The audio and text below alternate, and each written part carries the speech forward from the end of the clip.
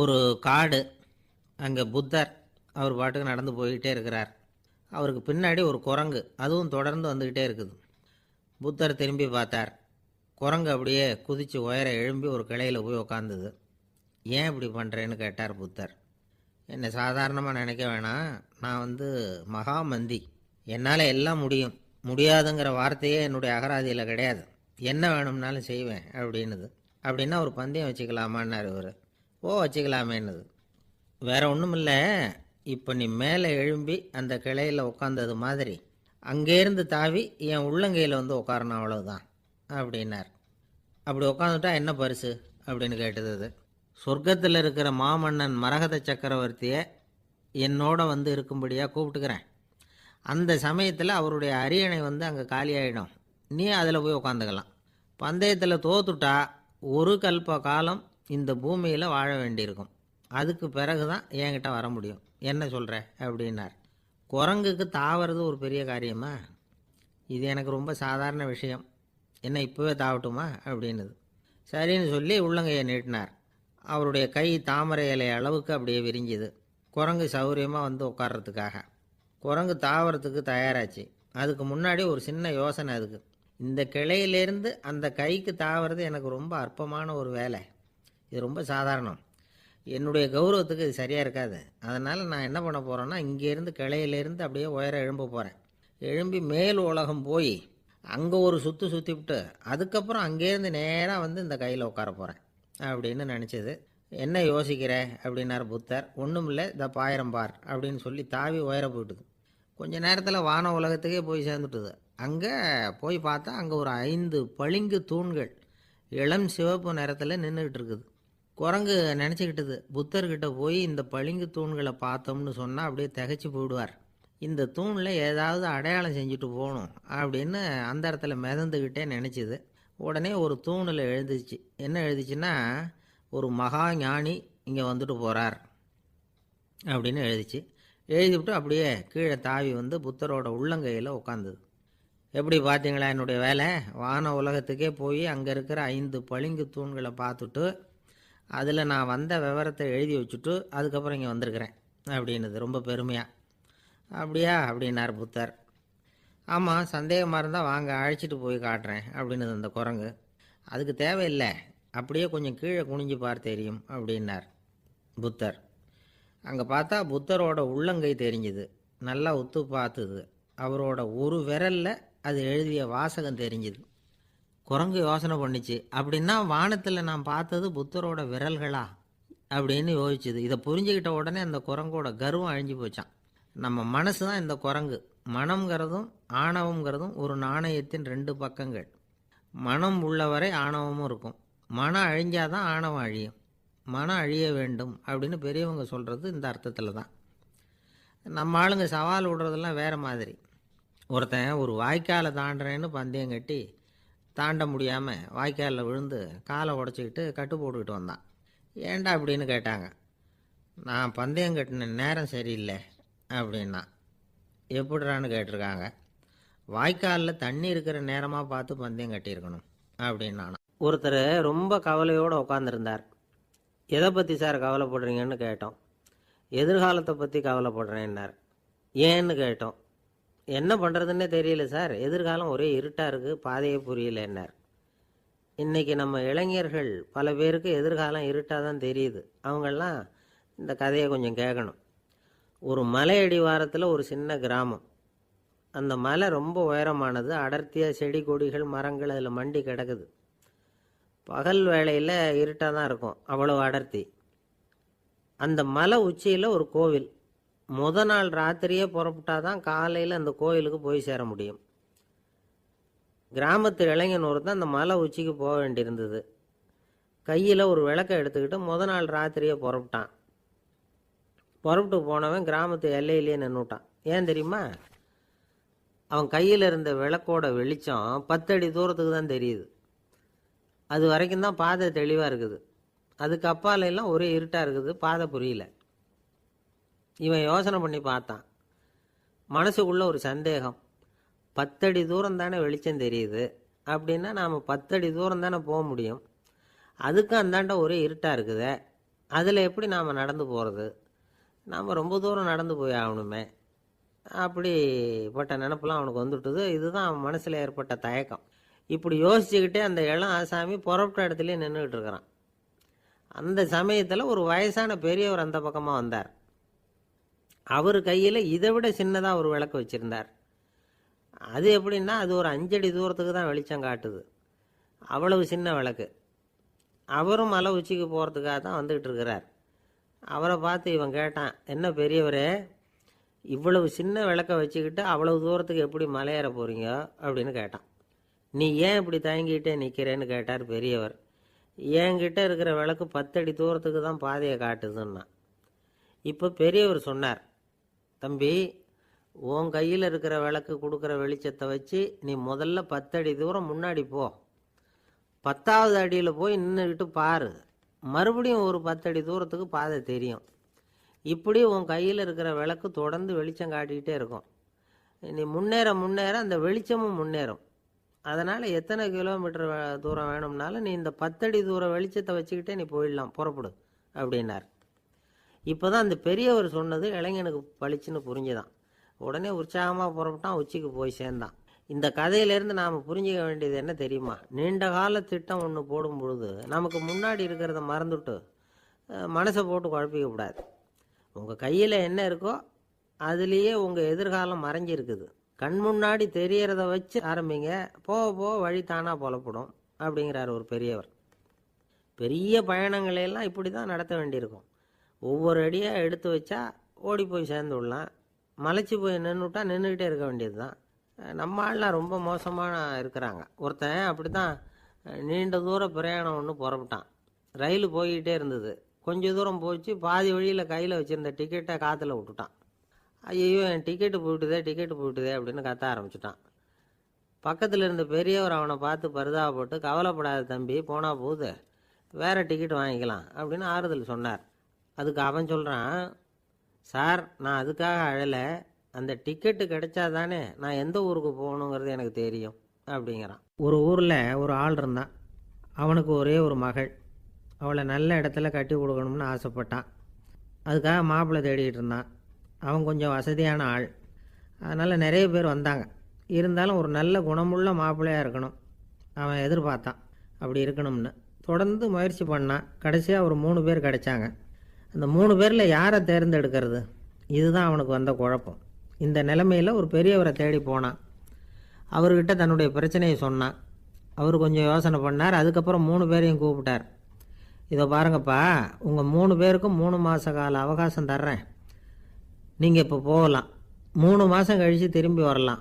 அப்படி வரும்பொழுது இந்த 3 மாத காலத்தில் நீங்கள் செஞ்ச நல்ல காரியம் ஏதாவது ஒன்று சொல்லணும். அதை வச்சு உங்களில் ஒருத்தரை நாங்கள் தேர்ந்தெடுத்துக்கிறோம் அப்படின்னு சொன்னாராம். 3 பேரும் சரின்னு சொல்லிவிட்டு திரும்பி போயிட்டாங்க. 3 மாதம் ஆச்சு. அதுக்கப்புறம் ஒரு நாள் திரும்பி வந்தாங்க. அவர் அவங்கள கூப்பிட்டு உட்கார வச்சார். அப்புறம் கேட்டார், இப்போ சொல்லுங்கள், இந்த 3 மாத காலத்தில் நீங்கள் செஞ்சுருக்கிற ஏதாவது ஒரு நல்ல காரியத்தை சொல்லுங்கள் அப்படின்னார். முதல்ல ஒருத்தன் எழுந்திரிச்சு நின்னான்.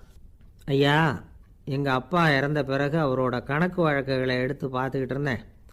அவர் ஒரு வியாபாரிகிட்ட 10,000 ரூபா கடன் வாங்கியிருக்கிறதாக எழுதியிருந்தார். அந்த வியாபாரியும் இப்போ உயிரோடு இல்லை. இருந்தாலும் அந்த வியாபாரியோட மகனை தேடி கண்டுபிடிச்சேன். கணக்கு புத்தகத்தை காட்டினேன். எங்கள் அப்பா உங்கள் அப்பா கிட்ட 10,000 ரூபா கடன் வாங்கியிருக்கிறதாக இதை எழுதியிருக்கிறார். அதனால் அதை திருப்பி கொடுக்கறதுக்காக வந்திருக்கிறேன். இந்தாங்க அந்த பணம் அப்படின்னு சொல்லி கொடுத்துட்டு வந்துட்டேன் அப்படின்னு நானும். இதை பெரியவர் கவனமாக கேட்டுக்கிட்டார். அதுக்கப்புறம் 2வது இளைஞன் எழுந்திரிச்சான். ஐயா, நான் போன மாதம் ஒரு நாள் ராத்திரி வேளையில் ஒரு காட்டுப்பாதை வழியாக எங்கள் ஊருக்கு போய்கிட்டு இருந்தேன். அந்த சமயத்தில் அந்த வழியாக வந்துக்கிட்டு இருந்த ஒரு வழிப்போக்கர்கிட்ட 4-5 திருடர்கள் வம்பு வளர்த்து அவர்கிட்ட இருந்த பொருளையெல்லாம் கொள்ளையடிச்சிக்கிட்டு இருந்தாங்க. நான் உடனே ஒரு குச்சியை எடுத்துகிட்டு ஓடினேன். அந்த திருடர்களை அடித்து விரட்டினேன். பொருளையெல்லாம் மீட்டு அந்த வழிப்போக்கர்கிட்ட ஒப்படைச்சேன். அவரை பத்திரமா அழைச்சிக்கிட்டு போய் அவர் வீட்டில் விட்டுட்டு வந்தேன் அப்படின்னு நானும். இதையும் பெரியவர் கவனமாக கேட்டுக்கிட்டார். அடுத்தபடியாக 3வது இளைஞன் எழுந்திரிச்சான். ஐயா, போன மாதம் ஒரு நாள் நான் ஒரு மலைப்பாதை வழியாக போய்கிட்டு இருந்தேன். மலைப்பாதை விளிம்பில் ஒரு மதகு கட்டை, அது மேலே ஒரு ஆள் படுத்து தூங்கிட்டு இருந்தான். அந்த பக்கம் தவறி உருண்டு விழுந்திருந்தான்னா அதில் பாதாளம். அது மலையடி வாரத்தில் போய் தான் விழணும். அவ்வளவு பள்ளம். அது தெரியாமல் அவன் பாட்டுக்கு தூங்கிட்டு இருந்தான். நான் உடனே அவன்கிட்ட ஓடி போய் குனிஞ்சு அவன் முகத்தை பார்த்தேன். அப்போ தான் புரிஞ்சுது, அவன் ஏற்கனவே எனக்கு தெரியும். அவனை எனக்கு நிறைய கெடுதல் பண்ணியிருக்கிறான், இடைஞ்சல் கொடுத்தவன். இருந்தாலும் ஐயோ பாவம்னு நினச்சி அவனை எழுப்பி பாதுகாப்பாக வேற ஒரு இடத்துல படுக்க வச்சுட்டு வந்தேன் அப்படின்னானா. பெரியவர் இதையும் கேட்டுக்கிட்டார்.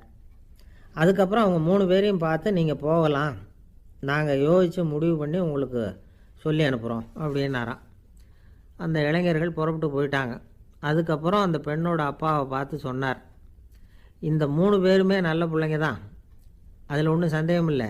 இருந்தாலும் இந்த 3 பேர் செஞ்ச செயல்களையும் ஒப்பிட்டு பார்க்க வேண்டியிருக்கு. முதல் இளைஞன் நேர்மைக்கு எடுத்துக்காட்டாக விளங்குறான். இந்த காலத்தில் இது மாதிரி இளைஞர்களை பார்க்குறது ரொம்ப கஷ்டம்தான். இருந்தாலும் அவன் கடமையை தான் செஞ்சான். 2வது இளைஞன் நல்ல வீரன், தைரியசாலி. ஒரு வீரன் எதை செய்யணுமோ அதைத்தான் இவன் செஞ்சான். இவன் ஒரு லட்சிய மனிதன். 3வது இளைஞன் தன்னுடைய பகைவனுக்கே உதவி செஞ்சுருக்கான். அவன் உயிரை காப்பாற்றியிருக்கிறான். பகைவனுக்கு அருள்வதுங்கிறது ஒரு சாதாரண மனுஷனால் செய்யக்கூடிய காரியம் இல்லை. பகையை மறக்கிறதும் பகைவனுக்கு அருள்வதும் தெய்வீக பண்புகள். அதனால் இவனையே உன்னுடைய மகளுக்கு ஏற்ற மாப்பிள்ளையா தேர்ந்தெடுக்கலாம் அப்படின்னு சொன்னாங்களாம். ஒரு நல்ல நாளில் அவங்களுக்கு திருமணம் நல்ல விதமாக நடந்து முடிஞ்சுதான். இது சுவாமி சின்மயானந்தர் சொல்லியிருக்கிற ஒரு கதை. இதிலேருந்து நாம் புரிந்து கொள்ள வேண்டிய ஒரு கருத்து, நமக்கு கெடுதல் பண்ணவங்களுக்கும் நாம் நல்லது செய்யணும். ஆனால் நடைமுறையில் அப்படி நம்மளால் செய்ய முடியறதில்ல. அதுதான் சிக்கல். நம்மால் ஒருத்தங்கிட்ட கேட்டேன், ஏண்டா உன்னுடைய பகைவன் ஒருத்தன் அது மாதிரி ஒரு மலைப்பாதை மதகு கட்டையில் படுத்திருந்தா உடனே நீ என்ன நினைப்ப அப்படின்னு கேட்டோம். இது ஒரு அருமையான சந்தர்ப்பம்னு நினைப்பேன் அப்படின்னா. எதுக்குன்னு கேட்டோம். அவனை அந்த பக்கமாக உருட்டி கீழே தள்ளுறதுக்கு அப்படின்னா. ஒரு அம்மா, அவங்களுக்கு 35 வயசு இருக்கும். குடும்பத்தில் எந்த கஷ்டமும் இல்லை. இருந்தாலும் காரணம் இல்லாமல் பிள்ளைங்க பேரில் கோவப்படுறது, எரிஞ்சு விழுறது அவங்க வழக்கம். பிள்ளைங்க அழும். உடனே அவங்க மனசும் சங்கடப்படும். இன்னொரு அம்மா, நல்ல வேலையில் இருக்கிறவங்க, வாரத்துக்கு ஒரு தடவையாவது தலைவலி வந்துடும். இவங்களுக்கெல்லாம் உடம்புல எந்த கோளாறும் இல்லை, மனசு மட்டும் சரியாக இருக்காது. தூக்க மாத்திரை கையில் வச்சுருப்பாங்க. 30-35 வயசுடைய பெண்களுக்கு சர்வசாதாரணமாக காணப்படுகிற மனக்கோளாறு இது. இதுக்கு பேர் மனவாட்டம், டிப்ரெஷன், மனமடிவு அப்படின்னு சொல்லலாம். இந்த நோய்க்கு அறிகுறி என்ன தெரியுமா? மனசில் வருத்தமான உணர்வு இருக்கும். அடிக்கடி அழலாம் போல தோணும். முன்னால் எல்லாம் எந்தெந்த செயலில் ஆர்வம் இருந்ததோ அதெல்லாம் குறைஞ்சிரும், அல்லது சுத்தமாகவே ஆர்வம் இல்லாமல் போயிடும். சில பெண்கள் இளம் வயசில் பக்கத்தில் இருக்கிறவங்க கிட்ட கலகலப்பாக பேசுவாங்க, வீட்டை அலங்கரிக்கிறதுல ஆர்வம் இருக்கும். இப்போ அதிலெல்லாம் ஆர்வம் இல்லாமல் போயிடும். எந்த வேலை செஞ்சாலும் சீக்கிரம் களைப்பு அடைஞ்சுடுறது மாதிரி ஆகிடும். நமக்கு யாருமே உதவியாக இல்லை, நம்ம எல்லாரும் கை விட்டுட்டாங்க போல் இருக்குதே அப்படிங்கிற உணர்வுலாம் உண்டாகும். தன்னைத்தானே குறை சொல்லிக்குவாங்க. நாம் தப்பு பண்ணிவிட்டோம் போல் இருக்குதே அப்படின்னு தோணும். குற்றம் பண்ணிட்டதா நினச்சி கஷ்டப்படுவாங்க. பசி இருக்காது, தூக்கத்தில் தொந்தரவு இருக்கும். அடிக்கடி செத்து போடலாங்கிற உணர்வு வரும். தற்கொலை பண்ணிக்கலாங்கிற எண்ணம் உண்டாகும். சில பேர் தற்கொலை முயற்சியில் கூட ஈடுபடுவாங்க.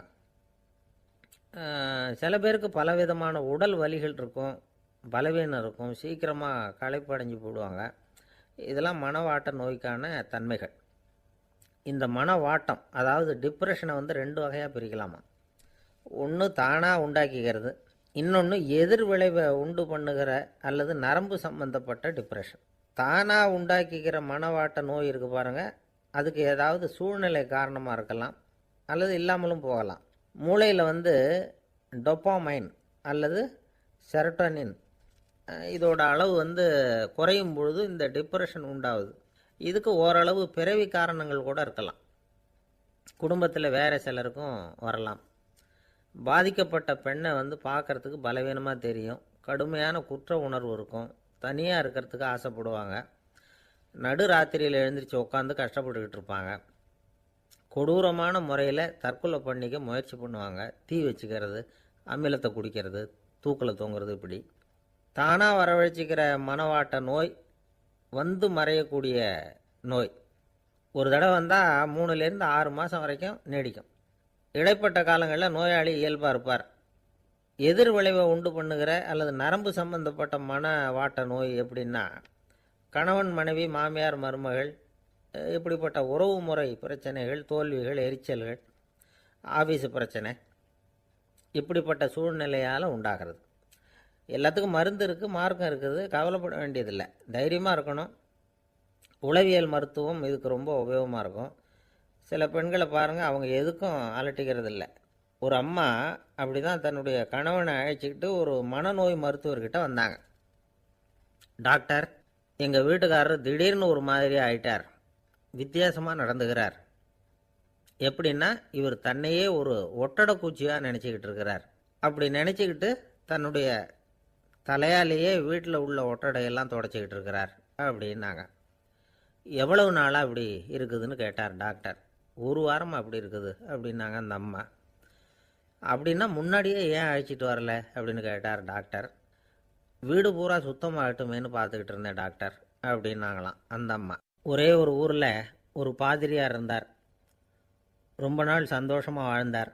ஒரு நாள் அவர் மடத்து சமையல் அறையில் பாத்திரங்களை கழுவி துலக்கி சுத்தப்படுத்திக்கிட்டு இருந்தார். அந்த சமயத்தில் ஒரு தேவதூதன் அவர் முன்னாடி வந்து நின்னான். இவர் நிமிர்ந்து பார்த்தார்.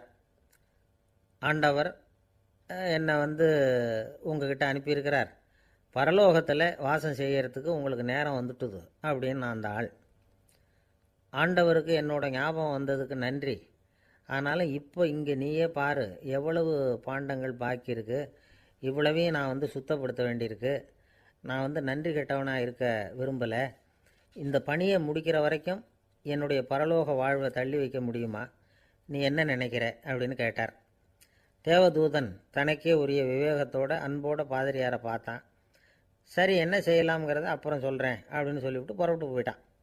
ஒரு நாள் அந்த பாதிரியார் தோட்டத்தில் உள்ள களைகளை எல்லாம் ஒரு களை கொத்தியால் கொத்தி களை எடுத்துக்கிட்டு இருக்கிறார்.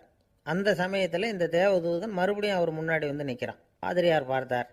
இதை பாரு, இந்த தோட்டம் பூராவும் எவ்வளவு களை மண்டி கிடக்கு, பரலோகம் கொஞ்ச காலம் எனக்காக பொறுத்திருக்கலாம்னு நீ நினைக்கிறியா அப்படின்னு கேட்டார். தேவதூதன் சிரிச்சுக்கிட்டே மறுபடியும் மறைஞ்சிட்டான். மறுபடியும் அவர் களை எடுக்கிறது, தானிய களஞ்சியத்துக்கு வர்ணம் பூசுறது, இப்படிப்பட்ட வேலைகளில் ஈடுபட்டிருக்கார். இன்னொரு நாள் ஒரு மருத்துவமனையில் நோயாளிகளை கவனிச்சிக்கிட்டு ரொம்ப தீவிரமாக இருக்கிறார் அந்த பாதிரியார். ஒரு நோயாளியோட தாகத்துக்கு தண்ணீர் கொடுத்துட்டு நிமிர்ந்து பார்க்குறப்போ தேவதூதன் மறுபடியும் அவர் முன்னாடி நிற்கிறான். இந்த தடவை பாதிரியார் தன்னலமற்றவராக பேரன்பை காட்டக்கூடிய வகையில் தன்னுடைய 2 கைகளையும் உயர்த்தியபடி தேவதூதனின் கவனத்தை பிணியால் வாடக்கூடிய நோயாளிகளின் பக்கம் திருப்பினாராம். தேவதூதன் ஒன்றும் சொல்லலை, மறைஞ்சிட்டான். அன்னைக்கு சாயந்தரம் பாதிரியார் மடத்தில் உள்ள தன்னுடைய அறைக்கு போய் இளைப்பாறினார். யோசித்து பார்த்தார். தேவதூதனையும் தேவதூதனின் விருப்பத்தையும் பல நாள் தள்ளி போட்டு வந்ததையும் அவர் ரொம்ப நினச்சி பார்த்தார். திடீர்னு தான் முதுமை அடைகிறதையும் சோர்வு அடைகிறதையும் உணர்ந்தார். ஆண்டவரை நினச்சார். ஆண்டவரே, உம்முடைய தூதனை மறுபடியும் என்கிட்ட அனுப்புனா நான் சந்திக்கிறதுக்கு ஆவலாக இருக்கேன் அப்படின்னு சொல்கிறப்பவே தேவதூதன் பக்கத்தில் நின்னான். பாதிரியார் நிமிர்ந்து பார்த்தார். நீ இப்போவே என்னை அழைச்சிக்கிட்டு போக விரும்பினா நான் பரலோகத்துக்கு வர்றதுக்கு தயாராக இருக்கேன்னார். தேவதூதன் அந்த பாதிரியாரை அன்போடவும் விவேகத்தோடவும் பார்த்து, நீங்கள் என் கூட பரலோகத்துக்கு வர்ற தயாராக இருக்கிறதா சொல்கிறீங்க, ஆனால் நீங்கள் இது வரைக்கும் வேறு எங்கே இருந்ததா நினைக்கிறீங்க அப்படின்னானா. அப்படின்னா இது வரைக்கும் இருந்த இடம்தான் பரலோகம் அப்படிங்கிறத உணர்த்தியிருக்கிறான். பரலோகம்னா என்னென்னு புரிஞ்சுக்கிறதுக்கு இந்த சம்பவம் நமக்கு உதவியாக இருக்குது. தொண்டு செய்கிறத விட பெரிய செயல் வேறு எதுவும் இருக்க முடியாது. அது நம்ம மனசுக்கு கொடுக்குற சுகத்தை வேறு எதுவும் கொடுக்க முடியாது. நாம் தொண்டு செய்கிற இடம் தான் அந்த புண்ணிய இடம். ஆனால் இந்த காலத்துல எல்லாம் நாம் தொண்டு செய்யணும்னு நினச்சி ஏதாவது ஆரம்பித்தா கூட அதை ஒரு மாதிரியாக சுற்றி நின்று வேடிக்கை பார்க்க ஆரம்பிச்சிடுறாங்க. ஒரு பெரியவர் அப்படி தான் ஒரு தொண்டு செஞ்சுக்கிட்டு இருந்தார். ஒரு கோவில் கட்டிக்கிட்டு இருந்தாங்க. அதில் ஒரு இடத்துல ஒரு பலகையை வச்சு ஆணி அடிக்கிற வேலையை செஞ்சுக்கிட்டு இருந்தார் அந்த பெரியவர். ஒரு சின்ன பையன் அதை ரொம்ப ஊக்கமாக அக்கறையாக கவனிச்சிக்கிட்டு இருந்தான். பெரியவர் இதை கவனித்தார். என்னப்பா பார்க்குற, உனக்கும் இது மாதிரி தொண்டு செய்யணும்னு ஆசையாக இருக்கா அப்படின்னு கேட்டார். அதுக்கு அந்த பையன் சொல்கிறான், அப்படி இல்லைங்க, நீங்கள் ஆணி அடிக்கிறப்போ கையில் சுத்தியால் அடிச்சுக்கிட்டா எப்படி துடிப்பீங்க, எப்படி கத்துவீங்கன்னு தெரிஞ்சுக்கிறதுக்காக அதை பார்க்கணும்னு ஆசை, அதுக்காக தான் காத்துக்கிட்டு இருக்கேன் அப்படின்னு நானும். ஒரு ஊரில் ஒரு ஞானி இருக்கிறார். ரொம்ப பெரிய ஞானி, ரொம்ப வயசாகிட்டுது. கடைசி காலத்தில் அவர்கிட்ட சில பேர் வந்தாங்க. உங்கள் குரு யார் அப்படின்னு கேட்டாங்க. அவர் நிமிர்ந்து பார்த்தார். எனக்கு ஆயிரக்கணக்கான குருமார்கள் உண்டு, அவங்க பேரெல்லாம் சொல்லணும்னா இந்த காலம் பத்தாது. ஆனால் முக்கியமான ஒரு 3 பேரை பற்றி மட்டும் உங்களுக்கு சொல்கிறேன் அப்படின்னாராம். அப்புறம் சொன்னார், அந்த 3 பேரில் ஒருத்தன் ஒரு திருடன். ஒரு சமயம் ஒரு பாலைவனம் வழியாக நான் போய்கிட்டு இருந்தேன். அப்போது வழி தவறி போய் ஒரு கிராமத்துக்கு போயிட்டேன். அது இருட்டு நேரம், நடு ராத்திரி, ஊரே உறங்கி போச்சு. அந்த நேரத்தில் ஒரு ஆள் மட்டும் ஒரு வீட்டு சுவத்தில் ஏதோ பண்ணி உள்ளே நுழையிறதுக்கு முயற்சி பண்ணிகிட்ருக்கிறான். அவங்கிட்ட போய் நான் இன்றைக்கி இங்கே எங்கே தங்க முடியும் அப்படின்னு கேட்டேன். அதுக்கு அவன், இந்த ராத்திரி வேளையில் அது ரொம்ப சிரமம், ஒரு திருடனோட உங்களால் தங்க முடியும்னா நீங்கள் என்னோட தங்கலாம் அப்படின்னா. நான் அவங்க கூட 1 மாதம் தங்கியிருந்தேன். ஒவ்வொரு நாள் ராத்திரியும் இப்போ நான் என்னுடைய வேலைக்கு போகிறேன், நீங்கள் ஓய்வு எடுத்துக்கோங்க அப்படின்னு சொல்லிவிட்டு போவான். அவன் திரும்பி வந்த உடனே உனக்கு ஏதாவது கிடச்சிதான்னு நான் கேட்பேன்.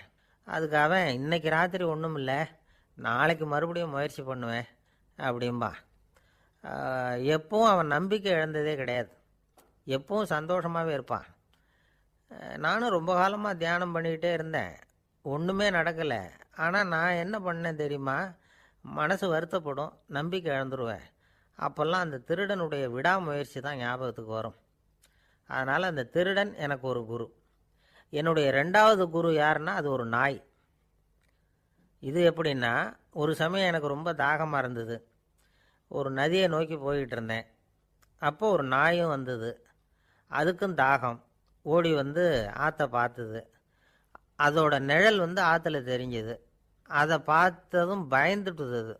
அதாவது அது தன்னுடைய சொந்த உருவத்தையே கண்டு பயந்தது. அதை பார்த்து குறைக்குது, திரும்பி ஓடிச்சு. ஆனால் அதுக்கு தாகம் அதிகமாக இருந்ததுனால அது மறுபடியும் திரும்பி வந்தது. பார்த்தா மறுபடியும் தண்ணியில் நாயோட உருவம் தெரியுது.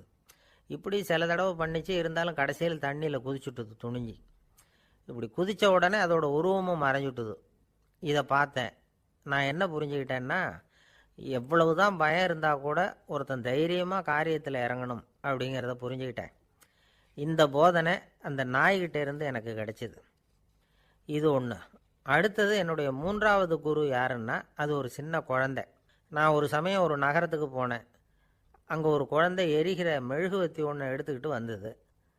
நான் அந்த குழந்தைய பார்த்து வேடிக்கையாக கேட்டேன், ஏன் பாப்பா, இந்த மெழுகுவத்தியை நீயாவே கொளுத்துனியா அப்படின்னு கேட்டேன். ஆமான்னுது அந்த குழந்தை. சரி, இந்த மெழுகுவத்தி முன்னாடி எரியாமல் இருந்தது, இப்போ எரியுது. இந்த மெழுகுவத்திக்கு வெளிச்சம் எங்கேருந்து வந்தது, அதை எனக்கு காட்ட முடியுமா அப்படின்னு கேட்டேன் அந்த குழந்தைகிட்ட. இதுக்கு அந்த குழந்தை சிரிச்சுக்கிட்டு அந்த மெழுகுவத்தியை ஊதி அணைச்சுட்டுது. அதுக்கப்புறம் என்னை பார்த்து கேட்டுது, இப்போ இந்த மெழுகுவத்தியின் வெளிச்சம் போனதை பார்த்தீங்க இல்லையா, அது எங்கே போச்சுன்னு எனக்கு சொல்லுங்க அப்படின்னுது. அந்த குழந்தை இப்படி கேட்டதும் என்கிட்ட இருந்த ஆணவம் அழிஞ்சுட்டுது. நான் படித்ததெல்லாம் அந்த வினாடியில் சுக்கு நூறாக போயிட்டுது. என்னுடைய முட்டாள்தனத்தை நான் உணர்ந்தேன் அப்படின்னு இவ்வளவும் அந்த ஞானி விவரமாக சொன்னாராம். அதனால் நாம் இன்னார்கிட்டே இருந்து தான் இதை கற்றுக்கணுங்கிறது இல்லை, யாருக்கிட்ட இருந்தும் எதையும் கற்றுக்கலாம். நம்மால் ஒருத்தன் ஒரு நாய் வளர்த்துக்கிட்டு இருந்தான். அந்த நாய்க்கு வால் கிடையாது. யாரோ ஏற்கனவே வெட்டி எடுத்துட்டாங்க. இந்த நாய் தான் சார் எனக்கு குரு, அதுக்கிட்டே இருந்து கூட நான் பாடம் கற்றுக்கிட்டு இருக்கிறேன் அப்படின்னா.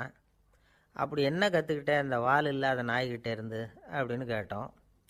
நாம் யாருக்கிட்டேயும் வாலாட்டக்கூடாது அப்படிங்கிற பாடத்தை அதுக்கிட்டே இருந்து தான் நான் கற்றுக்கிட்டேன் அப்படின்னா. ஒருத்தர் சிகரெட்டும் கையுமா வந்தார். சார், இந்த புகைப்பிடிக்கிற பழக்கத்தை நிறுத்தி போடணும்னு தான் பார்க்குறேன், முடியலேன்னார். புகைப்பிடிக்கிறத நிறுத்துறது ரொம்ப சுலபம் சார் அப்படின்னார் இன்னொருத்தர். எப்படி சொல்கிறீங்கன்னு கேட்டார் அவர். நான் கூட ஏற்கனவே 10 தடவை அந்த பழக்கத்தை நிறுத்தி இருக்கிறேன் சார் அப்படின்னார் இவர். இதிலேருந்து என்ன தெரியுது? புகைப்பழக்கத்தை திடீர்னு விட்டு விடுறதுங்கிறது ரொம்ப கஷ்டம்னு தெரியுது. இருந்தாலும் இது சம்பந்தமான ஆராய்ச்சி, அனுபவம், இது ரெண்டையும் அடிப்படையாக வச்சு சில வழிமுறைகளை சொல்கிறாங்க. அதாவது புகைப்பிடிக்கிறத நிறுத்துறதுக்கு 10 வழிகள் உண்டு அப்படின்னு சொல்கிறாங்க. அது என்னங்கிறது தெரிஞ்சுக்கிட்டா உபயோகப்படுதான்னு பார்க்கலாமே. முதல் கருத்து என்னன்னா, கொஞ்ச நாளைக்கு புகைப்பிடிக்கிற நண்பர்களை விட்டு விலகி இருக்கணும். இதனால் புகைப்பிடிக்கிற ஆசை குறையும். அந்த பழக்கத்தை மறுபடியும் ஆரம்பிக்கக்கூடாதுங்கிற எண்ணம் உறுதிப்படும். 2வது கருத்து, புகைப்பிடிக்கிறதை எதிர்த்து தீவிரமாக பிரச்சாரம் செய்ய ஆரம்பிச்சிடணும். அது அடுத்தவங்களுக்கும் உபயோகப்படும், உங்களுக்கும் உபயோகப்படும். உங்கள் உள்ளுணர்வை அது தூண்டும், உங்களை உறுதி கொள்ள வைக்கும். 3வது கருத்து என்னென்னா, தினமும் 2 தடவை குளிக்கணும். எப்படி தெரியுமா? முதல்ல வெது வெதுப்பான தண்ணீர், அப்புறம் குளிர்ந்த தண்ணீர், இப்படி மாறி மாறி குளிக்கணுமா. 4வது கருத்து, உடற்பயிற்சிகள் செய்யணும். மூச்சு வாங்குற மாதிரியான பயிற்சிகள் ரொம்ப நல்லதான். பிராணாயாமம் அப்படிங்கிற மூச்சு பயிற்சி ரொம்ப நல்லதுங்கிறாங்க. அப்புறம் 5வது கருத்து, சாப்பாடு மிதமாக இருக்கணும், சீராக இருக்கணும். பச்சை காய்கறிகள், பழங்கள் சாப்பாட்டில் சேர்த்துக்கலாம். அடிக்கடி கொஞ்சம் கொஞ்சமாக சாப்பிட்டு ரத்தத்தில் சர்க்கரையின் அளவை பராமரிக்கணும். இது நரம்புகளை அமைதிப்படுத்தும். 6வது கருத்து என்னென்னா, ரொம்ப நேரம் பசியோடு இருக்கக்கூடாது. புகைப்பிடிக்கிறத நிறுத்த முயற்சி செய்யும் பொழுது எடை குறைப்பு நடவடிக்கைகளை மேற்கொள்ளக்கூடாது. 7வது கருத்து, காப்பி, தேநீர், மதுபானம், அப்புறம் போதைப் பொருள்கள் கலந்த உணவுகள் இதெல்லாம் வேணாம். புகைப்பிடிக்கிறத அதெல்லாம் ஊக்கப்படுத்தும். கடுகு, மிளகு, அப்புறம் காரமான பொருள்களை தவிர்க்கணும். உப்பு அளவை குறைக்கணும். தினமும் 10 குவளை தண்ணீராவது குடிக்கணும். வெறும் தண்ணி புகைப்பிடிக்கிற ஆவலை தணிக்குதான். 8வது கருத்து, கையில் சிகரெட்டு, புகையில ஏதாவது இருந்தால் உடனே தூக்கி எறிஞ்சிருங்க. அது கையில் இருக்கிற வரைக்கும் புகைப்பிடிக்கிற ஆசை வந்துக்கிட்டே இருக்கும். 9வது கருத்து என்னென்னா, இறை நம்பிக்கை உள்ளவங்க புகைப்பிடிக்கிற எண்ணம் வர்றப்போவெல்லாம் பிரார்த்தனை செய்ய ஆரம்பிச்சுடலாம். 10வது கருத்து, உங்களுக்கு ரொம்பவும் வேண்டியவங்க யாரோ அவங்கக்கிட்ட எல்லாம் நீங்கள் புகைப்பிடிக்கிறத நிறுத்தி விட்டதா சொல்லிவிடுங்க. இந்த 10 வழிகளையும் கடைபிடிக்க ஆரம்பிச்சுட்டா புகைப்பிடிக்கும் பழக்கத்தை நிறுத்தி விடலாம் அப்படின்னு சொல்கிறாங்க அனுபவப்பட்டவங்க. முயற்சி பண்ணி பார்க்கலாம். ஒரு முக்கியமான இடத்துல நின்றுக்கிட்டு இருந்தார் ஒருத்தர். அங்கே இன்னொருத்தர், ஏன் சார் இந்த இடத்துல சிகரெட் பிடிக்கலாமா அப்படின்னு அனுமதி கேட்டார். இந்த இடத்துல சிகரெட் பிடிக்கக்கூடாதுங்க அப்படின்னாரு இவர். நீங்கள் இப்படி சொல்கிறீங்க, ஆனால் இந்த இடத்துல கீழே நிறைய சிகரெட் துண்டுகள் கிடக்குதே, அவங்கெல்லாம் யார்? அவங்கெல்லாம் உங்கள் மாதிரி என்கிட்ட அனுமதி கேட்காதவங்க அப்படின்னாராம் இவர். இந்த உலகத்தில் எவ்வளவோ உயிரினங்கள் இருக்குது. ஒவ்வொன்றும் ஒவ்வொரு விதமாக சண்டை போடுது. இப்போ 2 மாடு சண்டை போட்டுக்குதுன்னு வச்சுங்க, என்ன பண்ணும்? 2 முட்டிக்கும். அதுக்கு சண்டை போடுறதுக்கு ஆயுதமாக உபயோகப்படுறது அதோட கொம்பு. 2 சேவல் சண்டை போட்டுக்குதுன்னு வச்சுங்க, அதுக்கு ஆயுதமாக உபயோகப்படுறது அதோட கால் நகம். காலால் தான் அது ஒன்றோட ஒன்று சண்டை போட்டுக்கும். ஆனால் 2 மனுஷன் சண்டை போட்டுக்கிறான்னு வச்சுங்க, இவன் இன்னதை தான் ஆயுதமாக உபயோகப்படுத்துவான்னு குறிப்பிட்டு சொல்ல முடியாது. கல்லை எடுப்பான், கத்தி எடுப்பான், துப்பாக்கி எடுப்பான், என்ன வேணாலும் பண்ணுவான். வாயால் திட்டுவான், கையால் அடிப்பான், காலால் உதைப்பான், சகலகலாக வல்லவன். விலங்குகள்லாம் பொதுவாக வாயை சாப்பிட்றதுக்கு மட்டும்தான் உபயோகப்படுத்துது. ஆனால் இவனுக்கு சாப்பிட்றதுக்கும் அதுதான், சாப்பிட்டு விட்டு திட்டுறதுக்கும் அதுதான். ஆனால் ஒரு விஷயத்தில் மட்டும் கெட்டிக்கிறேன். அதாவது நாம் சண்டை போட்டுக்கிட்டாலும் பரவாயில்லை, கோழிகள் சண்டை போடாமல் இருக்கணும் அப்படின்னு ஆசைப்படுறான். எதுக்காக? கோழிகள் சண்டை போடாமல் இருந்தால் நிறைய முட்டைகள் போடுமா, அதுக்காக தான் இந்த அக்கறை. கோழி பண்ணை வச்சுருக்கிறவங்களுக்கு இது ஒரு பெரிய பிரச்சனை. அதாவது பண்ணையில் இருக்கிற கோழிகளுக்குள்ளே அடிக்கடி சண்டை வந்துடும். அதனால் முட்டை உற்பத்தி குறைஞ்சிரும். சரி, இதுக்கு என்ன பண்ணுறது? பண்ணையில் போய் உட்காந்துக்கிட்டு தினமும் பஞ்சாயத்து பேசிகிட்டு இருக்க முடியுமா? அமெரிக்காவில் கோழி பண்ணை வச்சுருக்கிற ஒருத்தர் இதை பற்றி யோசனை பண்ணி பார்த்தாராம். ஒரு வழியையும் கண்டுபிடிச்சிருக்கார். கோழிக்கெல்லாம் மூக்கு கண்ணாடி மாட்டி விட்டுட்டோம்னா அது சண்டை போடுற குணம் குறைஞ்சிரும், முட்டை அதிகமாகிடும். அந்த கண்ணாடியில் உள்ள லென்ஸு சிவப்பு நிறத்தில் இருக்கணும், அவ்வளவுதான் அப்படின்னு அவர் கண்டுபிடிச்சாராம். இது ஏற்கனவே நடைமுறையில் கண்டுபிடிக்கப்பட்ட ஒரு விஷயம். ஆனால் எல்லா கோழிக்கும் சிவப்பு மூக்கு கண்ணாடி எப்படி மாட்டி விடுறது? அப்படியே மாட்டி விட்டாலும் அது நழுவாமல் இருக்கணுமே. இப்போ நாமெல்லாம் நடு விரலால் மூக்கு கண்ணாடி நடுவில் தொட்டு அப்படி ஸ்டைலாக சரி பண்ணிக்கிறோம். அது மாதிரி கோழி எப்படி சரி பண்ணிக்கும்? இதுதான் பிரச்சனை. இதுக்கு அவர் என்ன வழி கண்டுபிடிச்சாருன்னா, கோழிக்கெல்லாம் மூக்கு கண்ணாடிக்கு பதிலாக விழியொட்டு வில்லைகள், காண்டாக்ட் லென்ஸ், அதை பொருத்தி விட்டா என்ன அப்படின்னு யோசனை பண்ணார். அதே மாதிரி பண்ணார். அதே மாதிரி செஞ்சு பார்த்தார், வெற்றி. அதுக்கப்புறம் கோழியெல்லாம் சண்டை போட்டுக்கலையாம், சமாதான பிரியர்கள் ஆகிட்டு தான். கோழிகளுக்கு இயல்பாகவே சண்டை போடுற குணம் உண்டு. ஆனால் அதோட கண்ணுக்கு பார்க்குற பொருள்லாம் ரோஜா நிறத்துலையோ அல்லது இன்னும் சொல்லப்போனால் அழுத்தமான சிவப்பு நிறத்துலையோ தெரிஞ்சதுன்னா சண்டை போடுற குணம் குறைஞ்சிருதான். அந்த சமயத்தில் அது அதிகமாகவும் முட்டையிட ஆரம்பிச்சுடுதான். அதே நேரத்தில் இறை எடுக்கிறத கூட குறைச்சிக்குதான். இது ஏன் இப்படி பண்ணுதுங்கிறது விஞ்ஞானிகளுக்கு இன்னமும் புரியலையா. எப்படியோ அமெரிக்க கோழிகள்லாம் காண்டாக்ட் லென்ஸ் பொருத்திக்க ஆரம்பித்தாச்சு. கோழி கழுத்தை பிடிச்சிக்கிட்டு ஒரு சில வினாடிகளில் அதை பொருத்தி போடுறாங்களாம். கோழியோட ஆயுள் பூரா அது அப்படியே இருக்குமா. பண்ணையில் முட்டை உற்பத்தி குறைஞ்சா இது மாதிரி விஞ்ஞானபூர்வமாக பரிகாரம் தேடுறது தான் நல்லது. நமக்கு வேண்டியப்பட்ட ஒருத்தர், அவர் ஒரு கோழி பண்ணை வச்சுருந்தார். அந்த பண்ணையில் பாதி கோழி திடீர்னு செத்து போச்சு. உடனே ஒரு கால்நடை மருத்துவர்கிட்ட போக வேண்டியது தானே. அங்கே போகல. உள்ளூரில் மந்திரம் பண்ணிகிட்டு இருந்த ஒரு சாமியார்கிட்ட போனார். அவர் காலில் விழுந்தார். சாமி, என் பண்ணையில் பாதி கோழி செத்து போட்டுதுன்னார். சாமியார் யோசனை பண்ணார். சரி, பண்ணையில் வாசப்படி கிழக்கு பக்கமாக வச்சுருக்கியா மேற்கு பக்கமாக வச்சுருக்கியான்னு கேட்டார். கிழக்கு பக்கமாக இருக்குன்னார் அவர். அதுதான் தப்பு, மேற்கு பக்கமாக அதை மாற்று, சரியாக போடும்னாராம். அதே போல் இவர் போய் மாற்றிவிட்டார். அப்பவும் பாதி செத்து போச்சு. மறுபடியும் வந்து சொன்னார், சாமி மறுபடியும் பாதி கோழி செத்து போட்டுதேன்னார். சரி, கூரை எப்படி போட்டிருக்க, ஓடு போட்டிருக்கியா இல்லை கீத்து போட்டிருக்கியான்னார். ஓடு போட்டிருக்கேன்னாராம் அவர். அதுதான் தப்பு, கீத்து போட்டுரும், சரியாக போடும்னாராம். சரின்னு போய் அதையும் மாற்றி பார்த்தார். மறுபடியும் போயிட்டுது, கோழி செத்து போச்சு. வந்தார். மறுபடியும் பாதி செத்து போச்சு சாமின்னு வந்தார். இவரும் யோசனையை மாற்றி மாற்றி சொல்லிகிட்டே இருக்கிறார். இப்படி அவரும் மாற்றி மாற்றி பார்த்தார். 6வது தடவையாக அவரை தேடிட்டு வந்தார். அந்த சமயத்தில் இவர் ரொம்ப தீவிரமாக யோசனை பண்ணி பார்த்துட்டு, அது சரிப்பா, நீயே என்கிட்ட சளைக்காமல் வந்துக்கிட்டு இருக்கிற, நானும் யோசனை சொல்லிகிட்டு இருக்கேன். இப்போவும் வந்து உங்ககிட்ட சொல்கிறதுக்கு என்கிட்ட யோசனை நிறையா இருக்குது. ஆனால் சோதிக்கிறதுக்கு உங்ககிட்ட கோழி இல்லையே, என்ன பண்ணுறது அப்படின்னாராம் இவர். ஏதாவது ஒன்றை தேடி அடைஞ்சிடுறோம்னு வச்சுக்கோங்க, உடனே ஒரு அதிருப்தி வந்துடும். அதனால் வாழ்க்கைங்கிறது சலிப்பு நிறைந்தது அப்படிங்கிற எண்ணத்தை உண்டாக்கிக்கிறோம். ஒன்று அடைஞ்சதுக்கு அப்புறம் இன்னொன்று தேட ஆரம்பிச்சிருவோம். ஆக இந்த தேடல்ங்கிறது நாம் ஒன்று அடைஞ்சாலும் அடையாவிட்டாலும் தொடர்ந்து நடந்துக்கிட்டு தான் இருக்கும். இதுக்கு முடிவே கிடையாது. இந்த உண்மையை நாம் நல்லா புரிஞ்சுக்கணும் அப்படிங்கிறது பெரியவங்களுடைய கருத்து. ஏழையும் தேடுறான், பணக்காரனும் தேடுறான், நோயாளியும் தேடுறான், நோய் இல்லாதவனும் தேடுறான், அதிகாரம் உள்ளவனும் தேடுறான், அதிகாரம் இல்லாதவனும் தேடுறான், முட்டாளும் தேடுறான், அறிவாளியும் தேடுறான். ஆனால் யாரும் இதை தான் தேடி சாதிக்க போகிறோம், இதுதான் முடிவு அப்படின்னு திட்டவட்டமாக சொன்னதில்லை. ஒன்று அடைஞ்சதும் இன்னொன்று தேட ஆரம்பிச்சிடுறாங்க, அவ்வளோதான். அதாவது உங்களின் தேடுபவர் உங்கள் உள்ளே தான் இருக்கிறார், அவரை தேடி கண்டுபிடியுங்கள். இதுதான் ஞானிகள் நமக்கு சொல்லுகிற ஒரு ஆலோசனை. நம்மால் ஒருத்தன் ஜெயிலில் இருந்தான். இன்னொரு கைதி அவனை பார்த்து கேட்டான், ஏன்பா உன்னை பார்க்குறதுக்கு வெளியிலேருந்து யாருமே இங்கே வர்றது இல்லையே, உனக்கு சொந்தக்காரங்களே கிடையாதா அப்படின்னு கேட்டானான். ஏன் இல்லை, எனக்கு சொந்தக்காரங்க நிறைய பேர் உண்டு, அவங்க என்னை பார்க்க வராததுக்கு காரணம் வேறு அப்படின்ட்டுருக்கான் இவன். என்ன காரணம்னு கேட்டான் அவன். அதுக்கு இவன் சொன்னானா, அதுக்கு என்ன காரணம்னா அவங்க எல்லாரும் இங்கே உள்ளேயே இருக்கிறாங்க அப்படின்னானா. ஒரு சீன தேசத்து அரசர் இருந்தார். அவருக்கு வயசாயிட்டுது. அவருக்கு அடுத்தபடியாக அவருடைய புள்ள பட்டத்துக்கு வரணும், ஆட்சி பொறுப்பை ஏற்றுக்கணும். ஒரு நல்ல தலைவனுக்கு இருக்க வேண்டிய பண்புகள்லாம் தன்னுடைய மகனுக்கு இருக்கணும்னு விரும்பினார் அந்த அரசர்.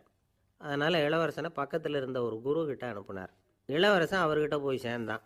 அந்த குரு என்ன பண்ணார் தெரியுமா, இவனை பார்த்து சொன்னார், இதை பாருப்பா, நீ என்ன பண்ணுற, இப்போவே பக்கத்தில் இருக்கிற காட்டுக்கு போ, நடுக்காட்டில் போய் ஒரு இடத்துல உட்காந்துக்கோ, அங்கே என்னென்ன சத்தம்லாம் உன் காதில் விழுதுன்னு கவனித்து கேளு, உன் காதில் விழுந்த ஓசைகள் என்னென்னங்கிறத என்கிட்ட வந்து சொல்லு, அதுதான் எனக்கு தெரியணும், உனக்கு வேலையும் அதுதான் அப்படின்னு சொல்லி அனுப்பி வச்சுட்டார்.